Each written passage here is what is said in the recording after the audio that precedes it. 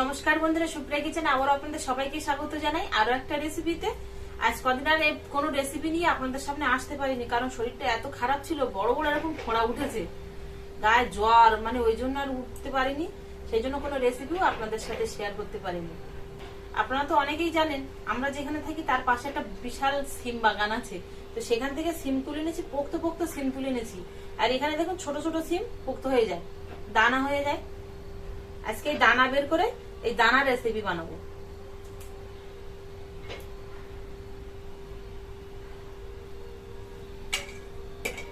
সিমগুলো পোক্ত হয়ে গেছে, তবে দানাগুলো কিন্তু এখনো পোক্ত হয়নি, বেশ চালিয়ে আছে।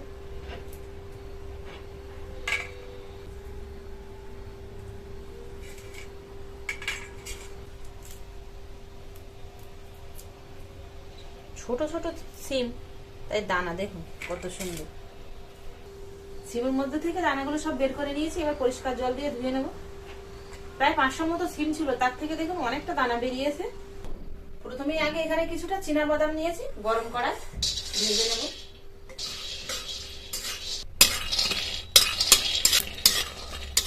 বাদামগুলো ঠিক এরকম লাল লাল করে ভেজে তুলে নেব। রান্নার জন্য দিয়ে দেবো সরষের তেল। গরম তেলে গোটা মৌরি দিয়ে দেবো।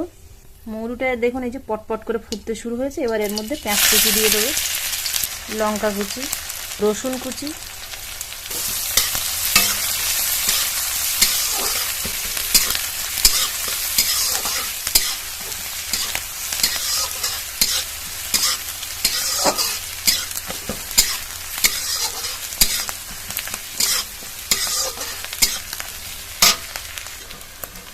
মশলাটা একটু ভাজা ভাজার মতো হয়ে আসলেই এর মধ্যে টমেটো কুচি আর আদা বাটা দিয়ে দেবো।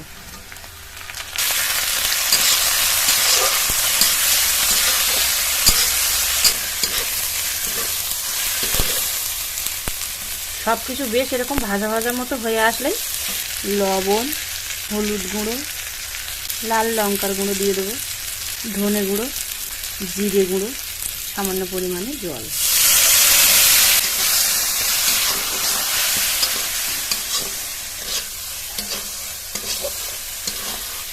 মশলাটা খানিকক্ষণ কষিয়ে নিয়েছি, দেখুন মশলা থেকে খুব সুন্দর করে তেল ছেড়ে দিয়েছে কিন্তু।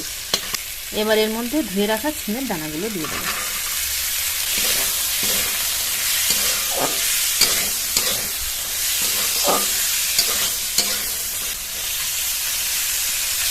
ভেজে নিয়েছি, খুব সুন্দর একটা কিন্তু গন্ধ ছাড়ছে, আর বেশ ভাজাও হয়ে গেছে।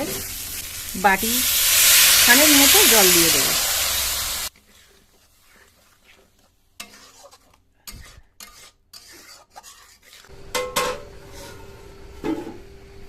যে বাদামটা ভেজে রেখেছিলাম খোসা ছাড়িয়ে নেব।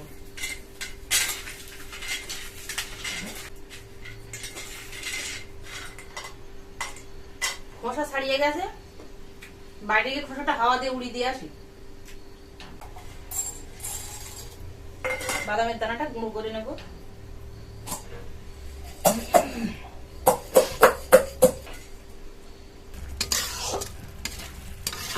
জলটা শুকিয়ে এরকম গায়ে গায়ে হয়ে গেছে, রান্নাটা কিন্তু হয়ে গেছে প্রায়। ওপর দিয়ে ভেজে রাখা বাদামের গুঁড়ো দিয়ে দেবো,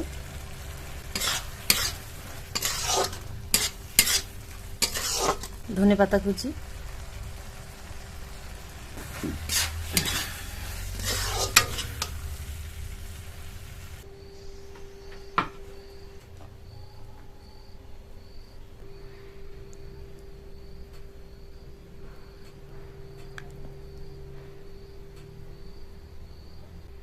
ভাত, রুটি, পরোটার সাথে সিমদানার এমন রেসিপি থাকলে আর কি চাই বন্ধুরা।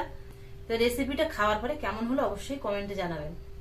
এতক্ষণ আমার সঙ্গে থাকার জন্য আপনাদের অনেক অনেক ধন্যবাদ। আবারও দেখা হচ্ছে আপনাদের সাথে পরবর্তী নতুন কোনো রেসিপিতে। ততক্ষণ আপনারা সবাই ভালো থাকবেন, সুস্থ থাকবেন।